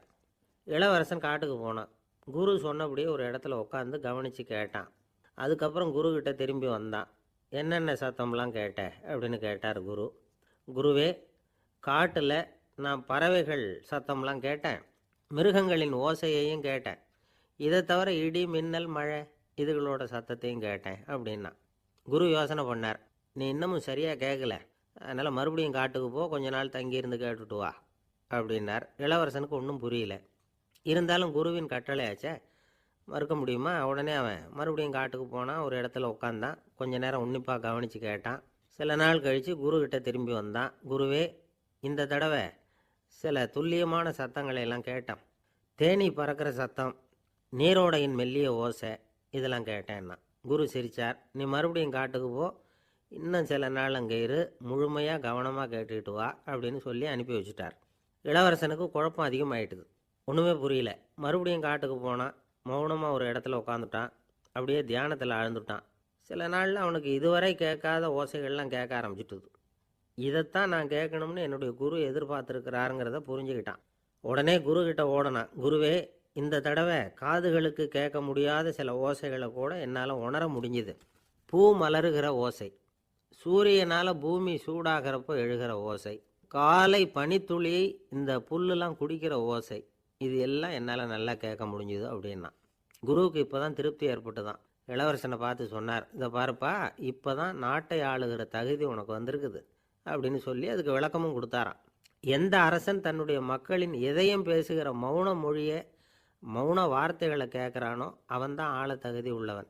எந்த அரசன் தன்னுடைய மக்களின் உணர்ச்சிகளை உண்மையாக உணர்றானோ அவன்தான் முதன்மையான அரசன். போலி வார்த்தைகளை மட்டும் கேட்டுட்டு பல மௌன ராகங்களை காதில் வாங்கிக்காதவன் அரசனே இல்லை. எந்த நாட்டில் எப்போ ஒரு அரசன் தன்னுடைய மக்களின் உணர்ச்சிகளை கேட்க மறுக்கிறானோ அன்னையிலேருந்தே அந்த நாடு அழிய தொடங்குது அப்படின்னு அர்த்தம். இதுதான் அந்த குரு இளவரசனுக்கு போதிச்சது. வாயால் பேசுகிறத மட்டும் கேட்டு ஏமாறப்படாது, உணர்ச்சிகளையும் கேட்குறதுல தான் மனப்பக்குவம் உண்டாகும். மக்கள் உணர்ச்சிகளை புரிந்து கொள்ளாத அரசர்கள் நீடிச்சிருக்க முடியாது. அது மாதிரி நாடுகளில் அடிக்கடி குழப்பம் தான் உண்டாகும். அப்படி இருந்தால் அடிக்கடி ஆட்சி மாறிக்கிட்டு இருக்கும். அப்படிப்பட்ட ஒரு தேசம், அங்கே ஒரு சிறைச்சாலையில் 3 கைதிகள் பேசிக்கிட்டு இருந்தாங்க. ஒருத்தன் சொன்னான், நான் இந்த நாட்டு ராஜாவை எதிர்த்து பேசிக்கிட்டு இருந்தேன், அதனால் என்னை பிடிச்சி கொண்டாந்து இங்கே போட்டுட்டாங்க அப்படின்னா ஒருத்தன். இன்னொருத்தன் சொன்னான், நான் இந்த நாட்டு ராஜாவை ஆதரித்து பேசிக்கிட்டு இருந்தேன், அதனால் என்னை பிடிச்சி கொண்டாந்து இங்கே தள்ளிவிட்டாங்க அப்படின்னா. அது சரி, நீ என்ன தப்பு பண்ண அப்படின்னு சொல்லி 3வது ஆளை பார்த்து இவங்க கேட்டாங்க. அதுக்கு அந்த ஆள் சொல்கிறான், நான் தான் இந்த நாட்டு ராஜா அப்படின்னானா. ஒரு ஆசாமி வேகமாக ஓடிக்கிட்டு இருந்தான். ஏன் இப்படி ஓடுறேன்னு கேட்டார் இன்னொருத்தர். அங்கே ஒரு ஆள் அடிபட்டு கிடக்கிறான், அதை பார்த்தேன், உடனே ஓடுறேன்னா. எங்கேன்னு கேட்டார். ஆஸ்பத்திரிக்குன்னா. ஒரு ஆள் அடிபட்டு கிடக்கிறத பார்த்தா உடனடியாக நாம் செய்ய வேண்டியது முதல் உதவி, அதுக்கப்புறம் தான் ஆஸ்பத்திரி. இன்றைக்கி விபத்துங்கிறது சர்வசாதாரணமாக நடந்துக்கிட்டு இருக்குது. வாகன விபத்து, வெடிகுண்டு விபத்து, தீ விபத்து, கட்டடம் சரியறது, பூகம்பம், இப்படி நிறைய நடக்குது. ஒரு விபத்தை பார்த்துட்டா நம்மளில் பல பேர் நமக்கு என்னத்துக்கு வம்புன்னு ஒதுங்கி போயிடுறதும் உண்டு. சில பேர் துணிஞ்சு கிட்ட போய் உதவி செய்கிறதும் உண்டு. அப்படி உதவி செய்ய நினைக்கிறவங்களுக்கு உபயோகப்படுற தகவல் இது. விபத்தில் காயமடைஞ்சவங்களை 3 பிரிவாக பிரிக்கலாமா. முதல் வகை கொஞ்சம் சீரியஸானது, உயிருக்கு உடனே ஆபத்து தரக்கூடியது. மூளை காயம், முகம், கழுத்து காயங்கள், இருதயம், நுரையீரல் காயங்கள், வயத்தில் உள்ளுறுப்பு காயங்கள், அதிகப்படியான இரத்தப்போக்கு, இதனால எல்லாம் பாதிக்கப்பட்டிருந்தால் அது முதல் வகை அப்படின்னு நாமளே மனசுக்குள்ளே முடிவு பண்ணிக்கணும். இவங்களுக்கெல்லாம் உடனடியாக முதல் உதவி கொடுக்கணும். தாமதப்படுத்தாமல் ஆஸ்பத்திரிக்கு கொண்டுகிட்டு போயிடணும். இப்படி கொஞ்சம் எச்சரிக்கையாக நடந்துக்கிட்டால் அவங்களில் பல பேரை காப்பாற்றி போடலாம். 2வது வகை எப்படின்னா, முதல் உதவி விரைவாக கிடைச்சா உயிர் பிழைக்கக்கூடிய மார்பு காயங்கள், கைகால் எலும்பு முறிவு, இடுப்பு முதுகெலும்பு காயம், சீரான இரத்த சேதம், இப்படிப்பட்டவங்களை 2வது வகையாக பிரிக்கணும்.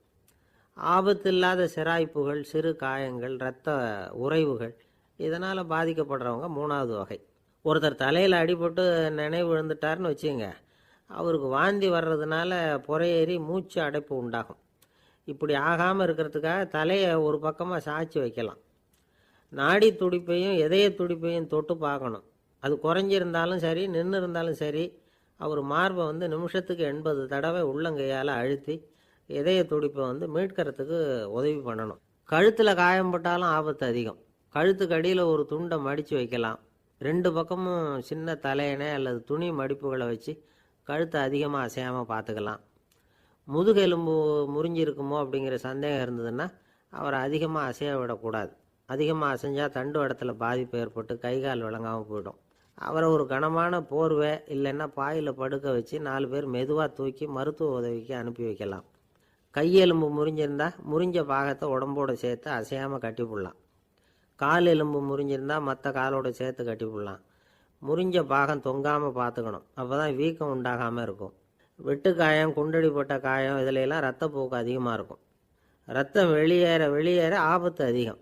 சுத்தமான துணியை பல மடிப்புகளை மடித்து காயத்தின் மேலே வச்சு அழுத்தமாக ஒரு 10 நிமிஷம் பிடிச்சிக்கணும். ரத்தம் நின்ன உடனே காயத்துக்கு கட்டு போடலாம். சில சமயம் காயம்பட்ட பாகத்தை உயரமாக தூக்கி பிடிச்சிக்கிட்டா தான் ரத்த கசிவு நிற்கும். இந்த விவரங்களையெல்லாம் கொஞ்சம் மனசில் வாங்கி வச்சுக்கிட்டோம்னா சமயத்தில் உதவும். ஏன்னா இந்த காலத்தில் விபத்து எந்த ரூபத்தில் எப்போ வரும்னு யூகிக்கவே முடியல. நண்பர் ஒருத்தர் சொன்னார், நேற்றுக்கு பாருங்கள் சார், என் கண்ணு முன்னாடியே ஒரு சின்ன விபத்து நடந்ததுன்னார். என்னென்னு விசாரித்தோம். ஒரு பஸ்ஸில் வந்துக்கிட்டு இருந்தேன். அந்த பஸ்ஸில் பின்பக்கம் படி ஓரமாக நின்றுக்கிட்டு இருந்த ஒருத்தர் ரோட்டில் விழுந்துட்டார். டிரைவர் அதை கவனிக்கலை, நிறுத்தாமல் அவர் பாட்டுக்கு போகிறாருன்னார். கண்டக்டர் உடனே விசில் கொடுத்து பஸ்ஸை நிறுத்த வேண்டியது தானே அப்படின்னோம். அதுதான் சார் முடியாமல் போச்சுன்னார் அவர். ஏன்னு கேட்டாங்க. தவறி கீழே விழுந்ததே அந்த கண்டக்டர் தான் சார் அப்படிங்கிறார். ஒரு நண்பர் அவர்கிட்ட பேசிக்கிட்டு இருந்தேன். மனித உறவுகள் பற்றி அவர் சொல்லிகிட்டு இருந்தார். அமெரிக்காவில் தந்தை மகன் உறவு எப்படி இருக்குது அப்படிங்கிறத விளக்கிறதுக்கு அவர் ஒரு கதையை சொன்னார். ஒரு அப்பா பகல் பூராவும் அலுவலகத்தில் வேலை, ஓடி ஆடி உழைச்சிக்கிட்டு களைச்சி போய் ராத்திரி 10 மணிக்கு மேலே வீடு திரும்பினான். வீட்டு வாசலில் அவரோட மகன் காத்துக்கிட்டு இருக்கிறான். இன்னமும் தூங்கலை. அப்பாவை வாசல்லையே தடுத்து நிறுத்தி, அப்பா உனக்கு சம்பளம் எவ்வளவு அப்படின்னு கேட்குறான். ஏற்கனவே ஆஃபீஸு பிரச்சனைகளால் அலுத்து போய் திரும்புகிற அப்பாவுக்கு கோவம் வந்துடுது. என்னடா இப்படிலாம் கேளுன்னு உங்கள் அம்மா உனக்கு சொல்லி கொடுத்தாளா அப்படின்னு சொல்லிவிட்டு உள்ளே போய் சட்டையை கட்டி மாட்டிவிட்டு குளிச்சுவிட்டு மறுபடியும் வெளியில் வந்து உடையை மாற்றுகிற சமயம் அப்போ மறுபடியும் மகன் உள்ளே வந்து நிற்கிறான் அவர் முன்னாடியே. அப்பா உனக்கு எவ்வளவு சம்பளங்கிறான் மறுபடியும். அப்பாவுக்கு எரிச்சல் அதிகமாகிட்டுது. மணிக்கு $20 போதுமா அப்படின்னார். அப்படின்னா எனக்கு ஒரு $10 தர முடியுமான்னா மகன். இதுக்கு தான் என் சம்பளம் எவ்வளவுன்னு கேட்டியா? 2ஆம் வகுப்பு படிக்கிற உனக்கு எதுக்குடா $10 அப்படின்னு கத்திவிட்டு தொலைக்காட்சி பெட்டியின் முன்னாடி போய் உட்காந்துக்கிட்டு ஏதோ நிகழ்ச்சியை பார்க்க ஆரம்பிச்சிட்டார். கொஞ்ச நேரம் கழித்து மறுபடியும் மகன் வந்து நிற்கிறான். அப்பா ப்ளீஸ் எனக்கு ஒரு $10 கொடுக்க முடியுமா?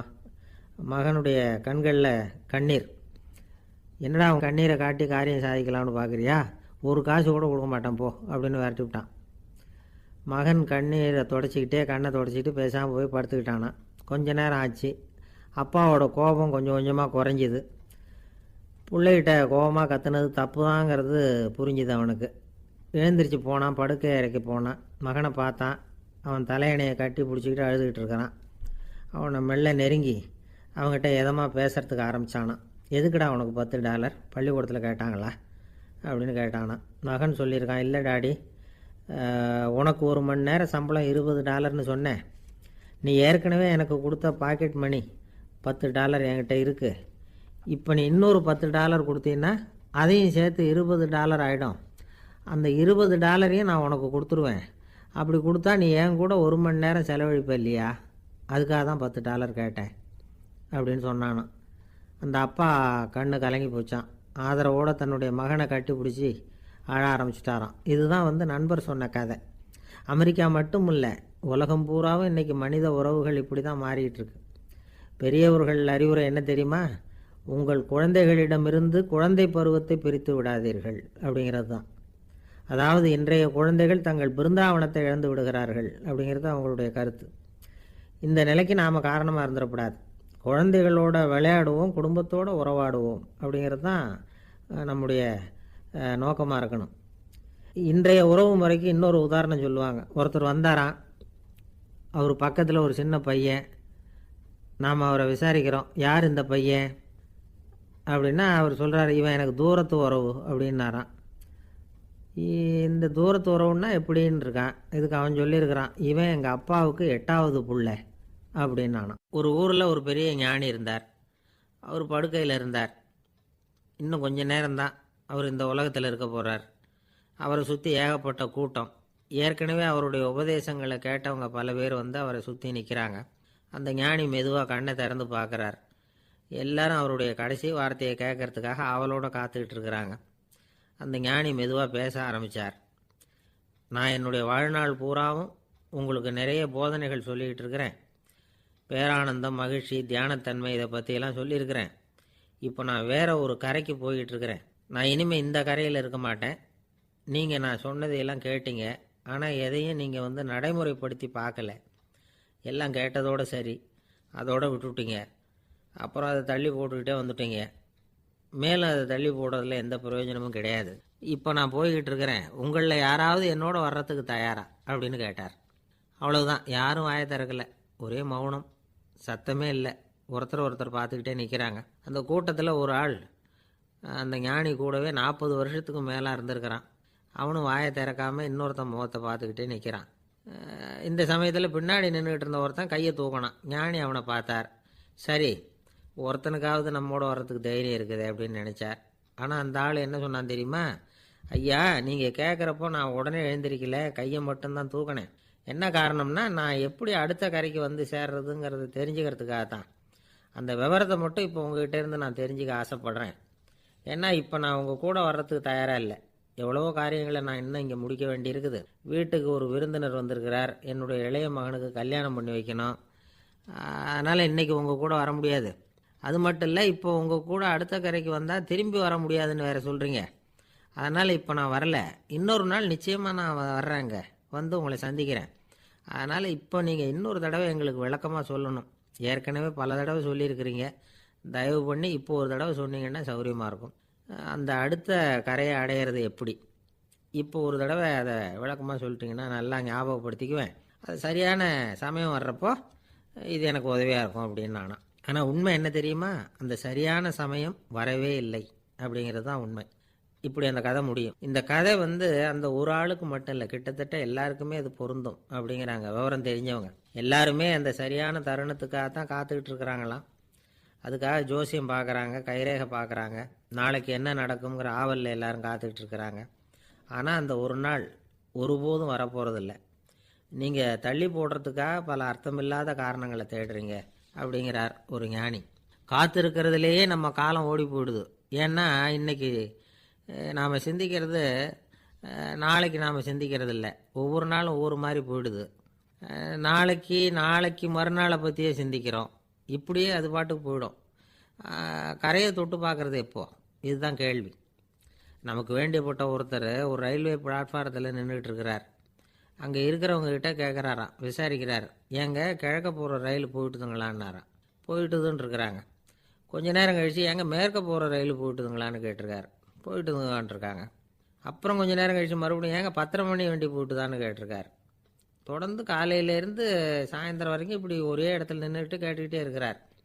இதை பார்த்துக்கிட்டு இருந்த ஒருத்தர் அவர்கிட்ட ஏங்க நீங்கள் எங்கே போகணும் அப்படின்னு கேட்டாராம். இவர் மெதுவாக சொன்னாராம், இந்த ரயில்வே லைனை தாண்டி அந்த பக்கம் போகணும் அப்படின்னாராம். நம்பிக்கை இல்லைன்னா இந்த உலகத்தில் நாம் நடமாடவே முடியாது. அவநம்பிக்கையோடு இருந்துக்கிட்டு இருந்தால் என்றைக்கும் அவஸ்தை தான். நாம் நம்புறது நடக்குதோ இல்லையோ அது வேறு விஷயம். ஆனால் எதையும் நம்பி தான் நாம் அடி வைக்க வேண்டியிருக்கு. வேறு ஒன்றும் வேணாம், ஒரு லாட்ரி சீட்டு வாங்குகிறோம், அது எங்கே நமக்கு விழப்போகுது அப்படிங்கிற அவநம்பிக்கையோடவா வாங்குகிறோம்? பரிசு நமக்கு தான் அப்படிங்கிற நம்பிக்கை உள்ளூர இருக்கிறதுனால தான் அதை வாங்குகிறோம். இருந்தாலும் முடிவு வேறு மாதிரி ஆகிடுது. அதுக்காக மனசு சோர்ந்து போகிறதில்ல. அடுத்த மாதமும் சீட்டு வாங்குகிறோம். இந்த நம்பிக்கை தான் மனித வாழ்க்கைக்கு ஆதாரம். ஒரு கடையில் போய் டீ சாப்பிட்றீங்க, அந்த டீ நல்ல டீ தானா, அதில் விஷம் கலந்துருக்குமா அப்படிங்கிற சந்தேகம் வந்துட்டுதுன்னு வச்சுங்க. அதுக்கப்புறம் அதை எப்படி நீங்கள் சாப்பிட முடியும்? நம்பி தான் சாப்பிட்ணும். ரயில் ஒழுங்காக போய் சேருங்கிற நம்பிக்கை இருக்கிறதுனால தான் அதில் ஏறி உட்காடுறோம். லெட்டர் ஒழுங்காக போய் சேருங்கிற நம்பிக்கை இருக்கிறதுனால தான் பெட்டியில் போடுறோம். சரி, நம்ம கதையெல்லாம் நம்மளோட இருக்கட்டும். மனித நம்பிக்கை எந்த அளவுக்கு உறுதியாகவும் அறிவுபூர்வமாகவும் இருக்கணுங்கிறதுக்கு அலெக்சாண்டர் வாழ்க்கையில் நடந்த ஒரு சம்பவத்தை உதாரணமாக சொல்லலாம். இந்த உலகத்தையே ஜெயிக்கணும்னு புறப்பட்டார் அலெக்சாண்டர். ஒரு கட்டத்தில் அவர் சிட்னஸ் நதி கரைக்கு சேர்ந்தார். அந்த சமயத்தில் அவருக்கு கடுமையான நோய் வந்துட்டுது. அவர் கூடவே வந்திருந்த கிரேக்க வைத்தியர்கள் என்னென்னமோ முயற்சியெல்லாம் பண்ணி பார்த்தாங்க. இருந்தாலும் அலெக்சாண்டருக்கு வந்திருக்கிறது என்ன நோய்ங்கிறத அவங்களால கண்டுபிடிக்க முடியல. ஏன்னா அந்த பகுதியில் உள்ளவங்களுக்கு மட்டுமே அதிகமாக வரக்கூடிய ஒரு வினோதமான நோயாக இருந்தது அது. ஆனால் அவர் இருக்கிற இடம் எதிரியோட இடம், பாரசீக மன்னனோட ஆளுகைக்கு உட்பட்ட இடம். என்ன பண்ணுறது அப்படின்னு எல்லாரும் யோசனை பண்ணாங்க. பாரசீக மன்னனோட அரண்மனையில் இருக்கிற வைத்தியர் வந்தால் இந்த நோயை குணப்படுத்தி விடுவார் அப்படின்னு சொன்னாங்க. இருந்தாலும் எதிரியோட நாட்டில் இருக்கிற வைத்தியரை கூப்பிட்டு எப்படி நம்பி வைத்தியம் பார்க்க சொல்கிறது அப்படின்னு சொல்லி எல்லோரும் தயங்கினாங்க. ஆனால் அலெக்சாண்டர் தயங்கலை. பரவாயில்ல, அழைச்சிட்டு வாங்கன்னு விட்டார். உடனே அவரை போய் அழைச்சிட்டு வந்துட்டாங்க. அவர் வந்தார். அலெக்சாண்டர் உடம்பை பரிசோதனை பண்ணி பார்த்தார். சரி, இதை குணப்படுத்தி விடலாம், பயப்பட வேண்டியதில்லை. ஆனால் இதுக்கு ஒரு மூலிகை ரசம் தயார் பண்ணி கொடுக்கணும். நான் போய் அதை தயார் பண்ணிவிட்டு 2 நாளில் திரும்பி வந்துடுறேன் அப்படின்னு சொல்லிவிட்டு போனார் அந்த வைத்தியர். அதே மாதிரி 2 நாளில் திரும்பி வந்தார் மூலிகை ரசத்தோட. இதுக்கு இடையில் அலெக்சாண்டரோட தளபதிகளில் ஒருத்தர் ரகசியமாக ஒரு எச்சரிக்கை கடிதம் கொடுத்து அனுப்பியிருக்கிறான். அதை வாங்கி என்ன விஷயம்னு பார்த்தார். இப்போ உங்ககிட்ட வந்திருக்கிற எதிரி நாட்டு வைத்தியரை நம்பாதீங்கோ, அவன் கொண்டுகிட்டு வந்திருக்கிற மூலிகை ரசத்தில் விஷம் கலந்துருக்குது அப்படின்னு அதில் எழுதியிருக்கு. அதை பார்த்தார் அலெக்சாண்டர். இருந்தாலும் கொஞ்சம் கூட அலட்டிக்கலை. வைத்தியர் கொடுத்த மருந்தை வாங்கி கடகடன்னு குடிச்சுட்டு அதுக்கப்புறம் அந்த கடிதத்தில் இருந்த விஷயத்தை அந்த வைத்தியர்கிட்ட சொன்னார். வைத்தியர் திகைச்சு போயிட்டார். தன் மேலே அலெக்சாண்டர் வச்சிருக்கிற நம்பிக்கையை பார்த்து அவருக்கு ரொம்ப வியப்பு. வைத்தியர் வந்து உண்மையிலேயே நல்ல மருந்து தான் கொண்டுகிட்டு வந்து கொடுத்துருக்கிறார், அதில் விஷம்லாம் எதுவும் கலக்கலை. அதுக்கப்புறம் அலெக்சாண்டர் அந்த வைத்தியரை பார்த்து சொன்னாராம், நம்பிக்கைங்கிற அச்சாணியை ஆதாரமாக வச்சுக்கிட்டு தான் இந்த உலகம் சுற்றிக்கிட்டு இருக்குது. எனக்கு எதிரியாக இருந்தாலும் பாரசீக மன்னர் வந்து ரொம்ப பெரியவர். அப்பேற்பட்ட மன்னருடைய அரண்மனை வைத்தியர் தொழில் நேர்மை இல்லாதவராக இருக்க மாட்டார். அப்படி இருந்தால் அவரை வந்து அரண்மனை வைத்தியராக வச்சிருக்கவே மாட்டாங்க அப்படின்னு நம்பினேன். என்னுடைய நம்பிக்கை வீண் போகலை அப்படின்னாராம். இதுதான் மானுட நம்பிக்கைங்கிறது. இந்த காலத்துலேயும் இது மாதிரி இந்த மானுட நம்பிக்கையை ரொம்பவும் சாமர்த்தியமாக கையாளுகிற கெட்டிக்காரங்க சில பேர் இருக்கிறாங்க. இந்த காலத்து குரு, அவருக்கு ஒரு சிஷ்யன். குரு முன்னாடி அந்த சிஷ்யன் ரொம்ப பணிவாக நின்று, குருவே, உங்கள் கையால் விஷத்தை கொடுத்தாலும் அதை வாங்கி மடமடன்னு குடிச்சிருவேன் அப்படின்னா. உன்னுடைய குரு பக்தியை மெச்சினேன் அப்படின்னார் குரு. அதுக்கு அந்த சிஷ்யன், அப்படி இல்லை குருவே, உங்ககிட்ட சிஷ்யனாக இருக்கிறத விட உங்கள் கையால் விஷத்தை வாங்கி குடிச்சு விடுறது ரொம்ப நல்லது, அதனால தான் அப்படி சொன்னேன் அப்படின்னா. ஒரு தீக்குச்சி தீப்பெட்டியை பார்த்து கேட்டுதான், நாம் 2 பேரும் தானே உரசிக்கிறோம், ஆனால் நான் மட்டும் தீ பிடிச்சி எரிஞ்சு போகிறேன், நீ அப்படியே இருக்கிறியே அப்படின்னு தான். அதுக்கு தீப்பெட்டி சொல்லியிருக்குது, உனக்கு தலையில் கணம் இருக்குது அதனால் அழிஞ்சு போகிற அப்படின்னு தான். எப்படி இருக்கு பாருங்கள் இந்த பதில். தலையில் கணம் உள்ளவங்க யாருமே சரியாக இருக்க முடியாது. எவ்வளவு பெரியவங்களாக இருந்தாலும் சரி, ரொம்ப கஷ்டம்தான் அது. கர்வம்ங்கிறது கூடவே கூடாது. இதை விளக்கிறதுக்கு மகான் ஒருத்தர் ஒரு சம்பவத்தை சொல்கிறார். அர்ஜுனன் வந்து தீர்த்த யாத்திரை பண்ணானா. அப்போது தென்னிந்தியாவுக்கு வந்திருக்கிறான். ராமேஸ்வரத்துக்கு போனப்போ அங்கே இலங்கைக்கு கல்லுலாம் அடுக்கி போடப்பட்டிருந்த பாலத்தை பார்த்தானா. ஒரு சின்ன குரங்கு அதுக்கு பக்கத்தில் விளையாடிக்கிட்டு இருந்திருக்கு. அதை பார்த்துட்டு அர்ஜுனன் சிரிச்சிருக்கான். ஏன் சிரிக்கிறேன்னு கேட்டிருக்கு அந்த குரங்கு. ராமன் மிகச்சிறந்த வில் வீரன், அப்படி இருக்கிறப்போ அவன் வந்து இலங்கைக்கு அம்புகளாலேயே ஒரு பாலம் கட்டியிருக்கலாம்.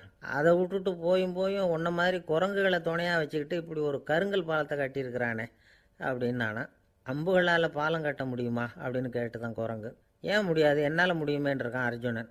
அம்பால் பாலம் கட்டலாம், இருந்தாலும் என்ன மாதிரி குரங்குகள் ஏறி நடந்தா அது தாங்குமா? அதனால தான் ராமர் வந்து கருங்கல் பாலமே கட்டினார் அப்படின்றது குரங்கு சொல்லிச்சான். அப்படியே சொல்கிற, நான் வேணும்னா இப்போ அம்புகளாலேயே ஒரு பாலத்தை கட்டுறேன், நீ அது மேலே ஏறி நடந்து பார். பாலம் விழுந்துட்டுதுன்னா நான் தீ மூட்டி அதில் குதித்து உயிர் தியாகம் பண்ணி விட்றேன் அப்படின்னு நான் ரொம்ப கோபமாக. உடனே அந்த சின்ன குரங்கு பெரிய உருவம் எடுத்துட்டு தான் கையில் கதையோடு அர்ஜுனன் முன்னாடி நிற்கிறான் அனுமன்.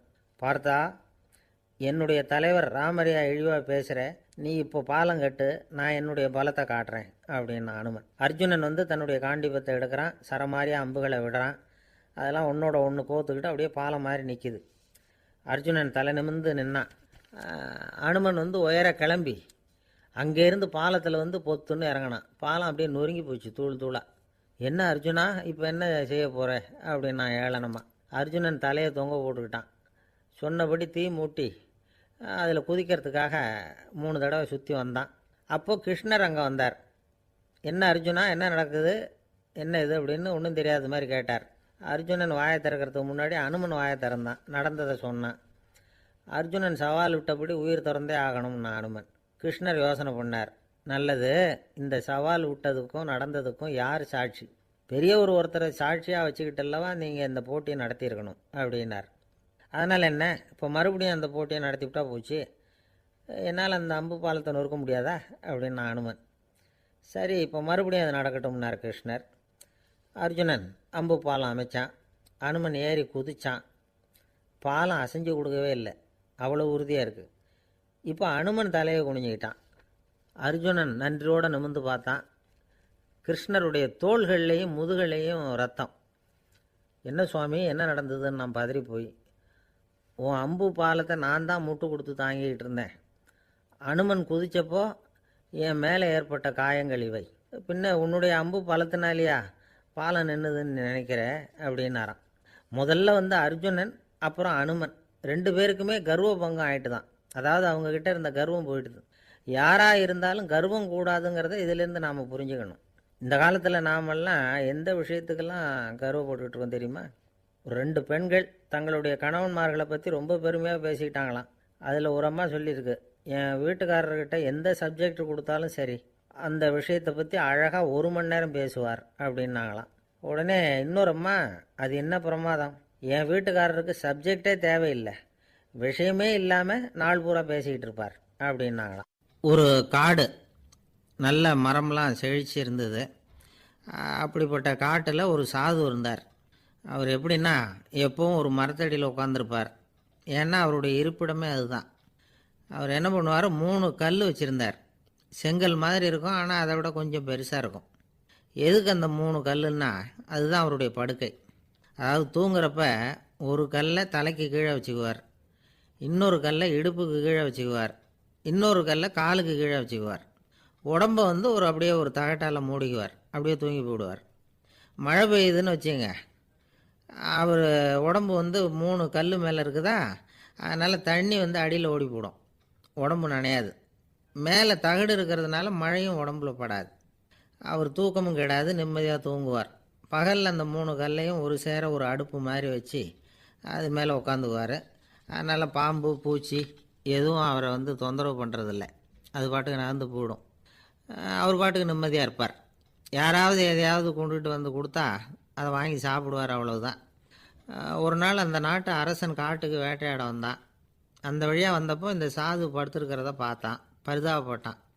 ஐயோ பாவம், இவர் இப்படி இந்த கல் மேலே உடம்ப வச்சுக்கிட்டு தூங்குறாரே, என்ன பாடுபடுவார், இவரை நாம் வந்து அரண்மனைக்கு அழைச்சிட்டு போய் சுகமாக நிம்மதியாக இருக்கிறதுக்கு வழி செஞ்சு கொடுப்போம், அது ரொம்ப நல்லாயிருக்கும் அப்படின்னு நினச்சான்.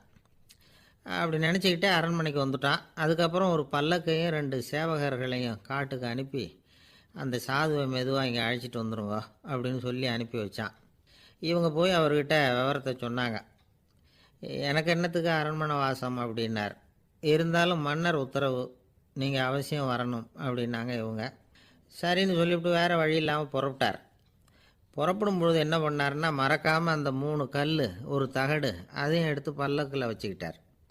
என்னத்துக்கு இதையெல்லாம் எடுத்து வைக்கிறாரு அப்படின்னு சொல்லி அவங்க யோசனை பண்ணாங்க. இருந்தாலும் அதை பற்றி ஒன்றும் கேட்கல.